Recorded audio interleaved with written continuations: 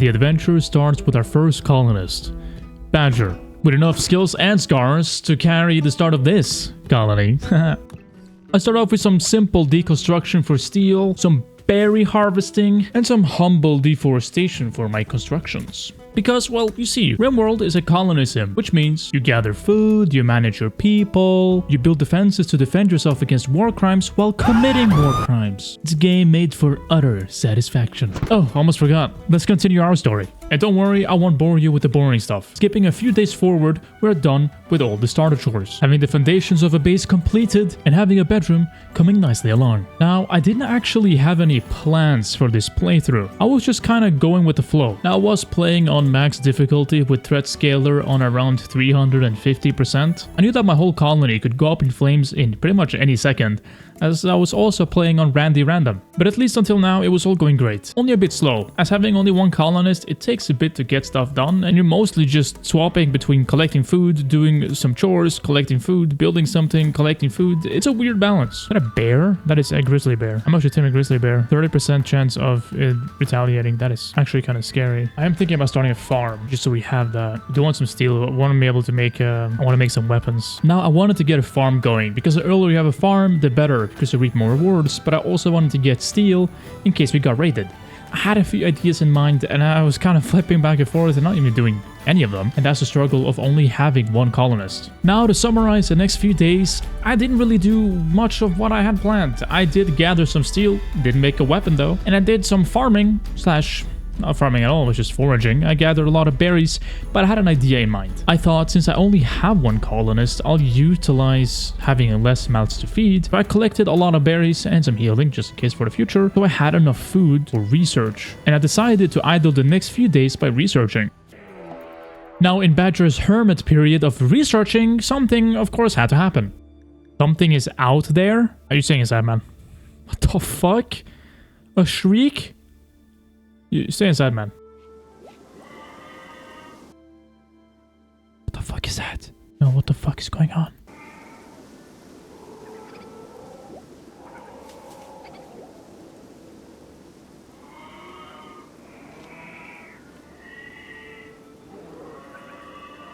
Now, at this point, I was shitting my pants. Something was clearly out there, and I didn't even make a weapon. I haven't even made a weapon yet, which is extremely dumb playing on difficulty I'm playing on, but also what the f is out there? What is that? Hello? So luckily, having foraged a lot of berries, we just stay inside, we just keep researching, and we ignore the creepy ass screams from outside our house. Maybe it will leave, right? But there's no sound over here. There's no screams or shrieks. But here? Yeah, he's outside the base. I think there might be two. Do we have enough food for being able to research smithing? I think so. If we can get a shield going, and then we can go out there, and I think we'll be more safe.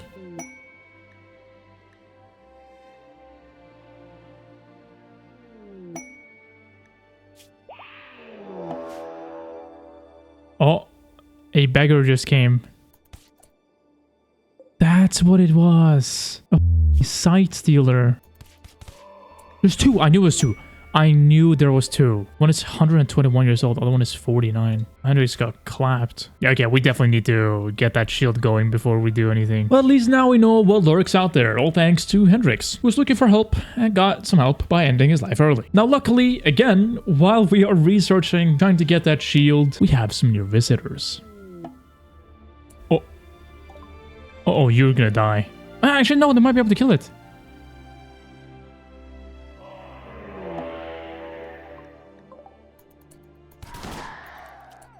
Ah, they got both. Well, damn, those side stealers never stood a chance. But at least now we know what their weaknesses are. Some good old guns. A few days later, we had quite a meteorite crashing in, and a gift from Randy Random. Cargo pods? Dude, what is happening? What the fuck? Why would someone send that? This probably means something. It's probably foreshadowing of the future. What do I know? The following days, we're able to finish smithing, and we have a guest. What? A teenager is approaching the colony. He has a strange air of confidence around him. He wants to talk. You can send a colonist to hear what he has to say. Who the hell are you? Stillwater. Stillwater is barely more than a child, but in his thoughtful eyes you sense an ancient wisdom. When he speaks, the words seem to come from an unnatural knowledge of endless time. He says that the stars brought him here to fulfill his destiny. He wants to stay with you and help. Stillwater claims an extensive knowledge of alchemical practice. He can, using unknown arco-technological influence, transmute steel into various valuable resources. Huh? He may be very useful, but you also sense there's something Stillwater is not telling you. I'll let you join. An interesting boy indeed. Wait, I want to see this. I get 15 uranium. Dude, you're fucking crazy. Like, what the? The Wanderer has begun experiencing pounding headaches and begs for help. He can't think straight and is losing his cognitive function. The Wanderer claims that he's seen a vision of the future. Within a matter of days, his mind will crumble and he'll become incapable of most tasks. The condition is currently reversible with sufficient technology, like healer, mech serum, but will soon become permanent. That is incredibly sad. As soon as you took him in, it seemed like he would deteriorate into nothing. He had amazing powers, but it didn't seem like he would last that long. Not this again. Okay, Stillwater, stand there. I'm gonna make another knife.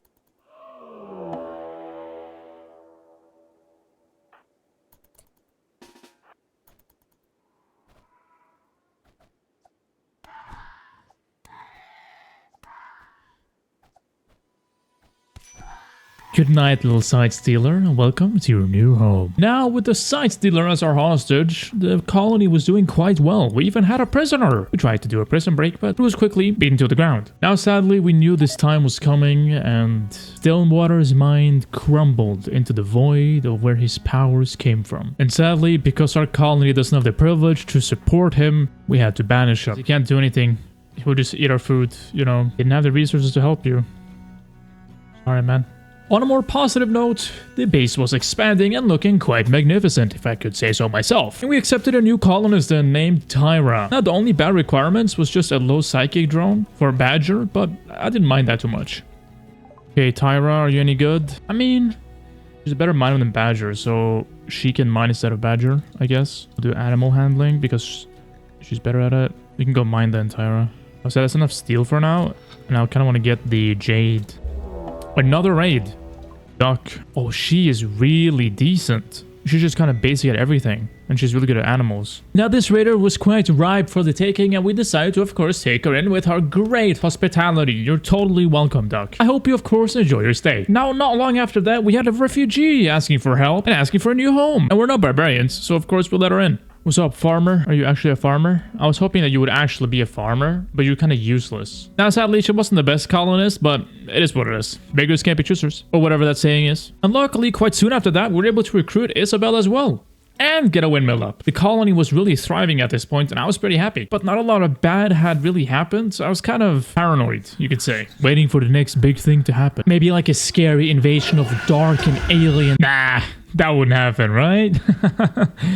Anyways, we were able to recruit Duck, which was a nice, fine addition to our colonists, rounding us all out with special skills. Now, power was also coming along into our base. Soon, production would start and we would get into the new age. Now, with the power, we were also expanding a lot of the base. We were able to get a freezer for our food with a lot of shelves. We were able to get a butchery room where Duck could get some animals and start cutting food, so we had food. Even though we didn't have a farm yet, which was still my plan early game, we at least now had automatic food going with duck hunting.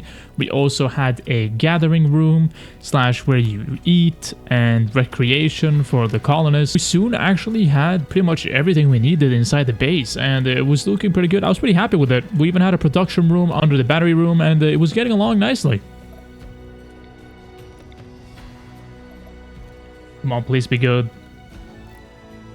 Oh, holy shit. That is crazy. That's actually crazy. Double researchers. Let's go. I mean, it's really good to have, though. Pretty nice to have. You saw that correctly. We got an excellent jade chest table, and we now have double researchers. We're able to just plow through the research whenever we need to. And I was so happy at this point. We also had a farm going. Finally. Finally something, eh? Oh, exotic goods trader. We haven't had traders in a long time now. Now, they were selling muffalos and polar bears, and I really wanted that polar bear. Can you imagine having a polar bear? Here's if do you think a grizzly bear and a polar bear could have kids? Because that would be really interesting to know. Maybe, maybe not. Sadly, we didn't get the polar bear, but we had something else come to us.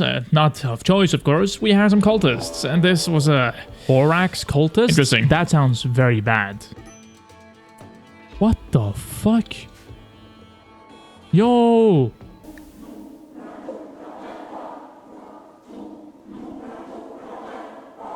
You heard that correctly? They were doing some Star Wars Force stuff of the new series. I was actually shitting my pants yet again.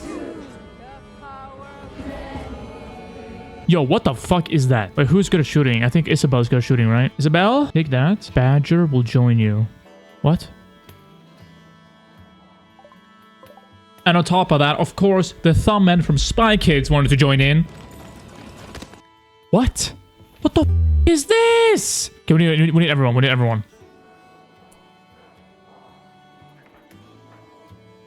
Oh, shit.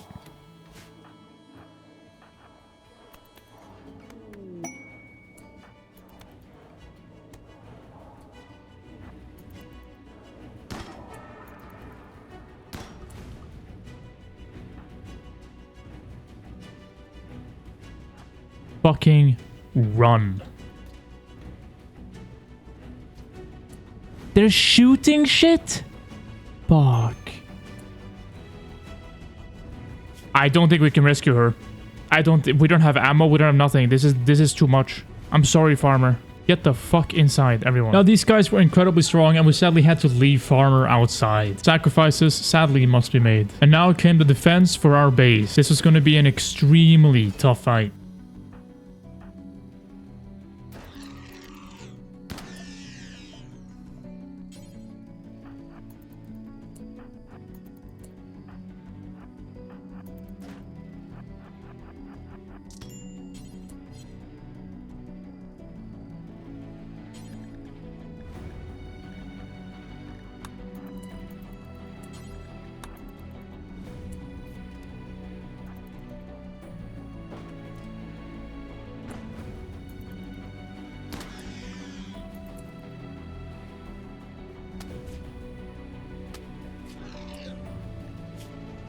Oh, these guys don't give a shit.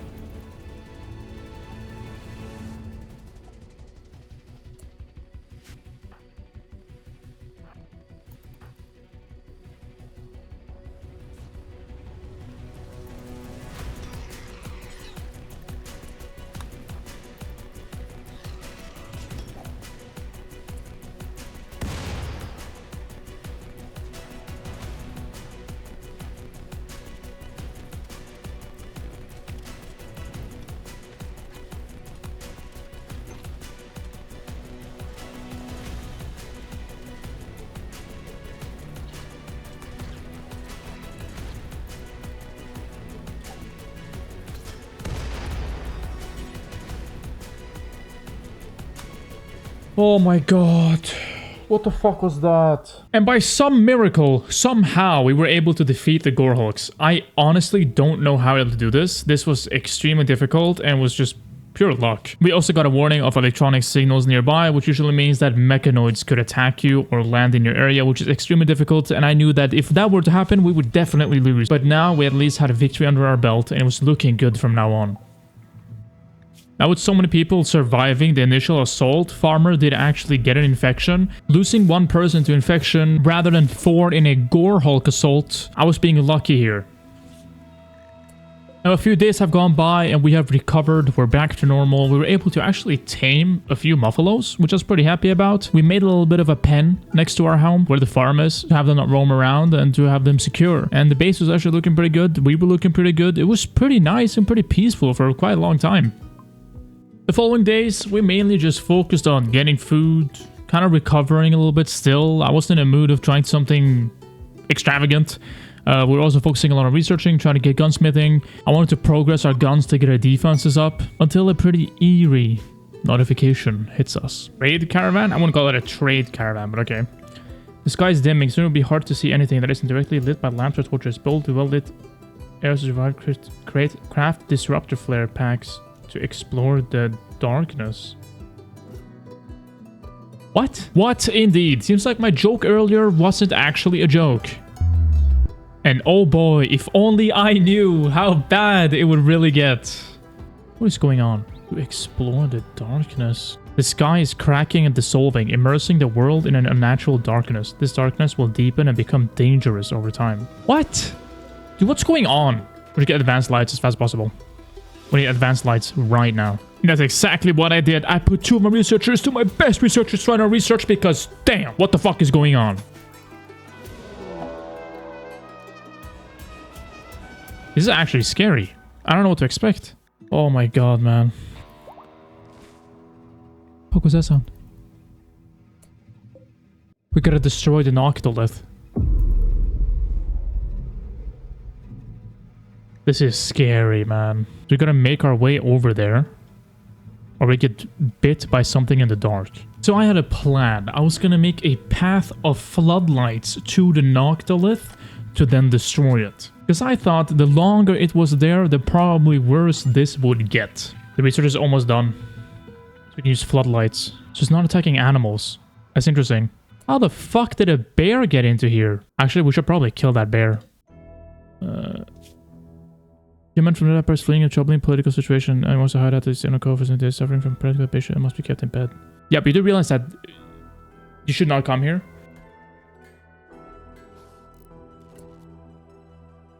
That is really nice.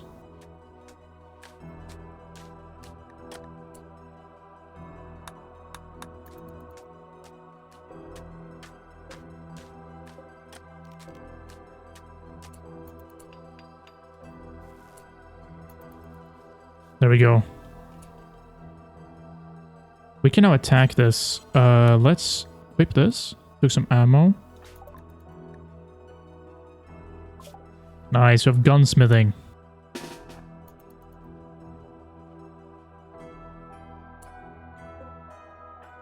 Tyra doesn't have a weapon. Wait. Tyra. Gonna get Tyra a weapon real quick, guys. Let's have Isabel here and Duck here.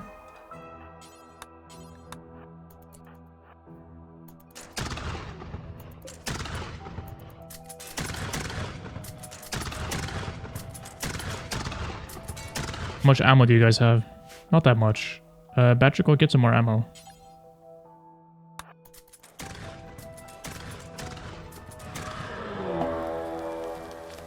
What?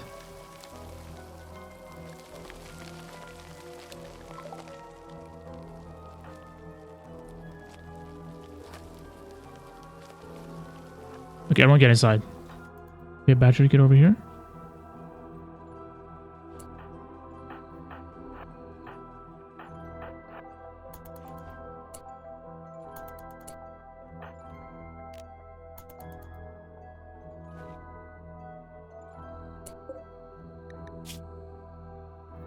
Light exposure extreme.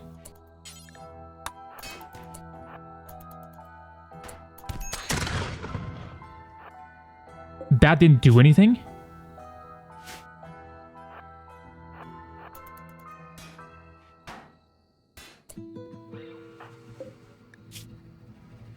Where is it?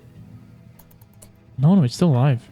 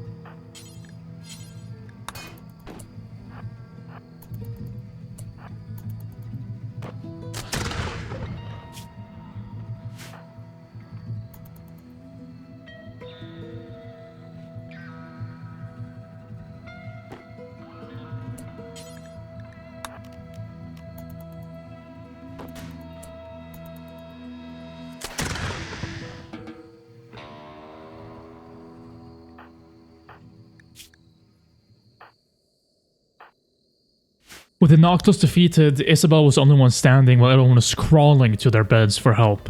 And it was at this moment I realized. Fuck, Isabel can't doctor! You gotta be kidding me. What do we do? I don't know what to do. Can't do anything. Dude, if it was Duck who survived instead of Isabel, then we would have all survived. Everyone just dying in their rooms.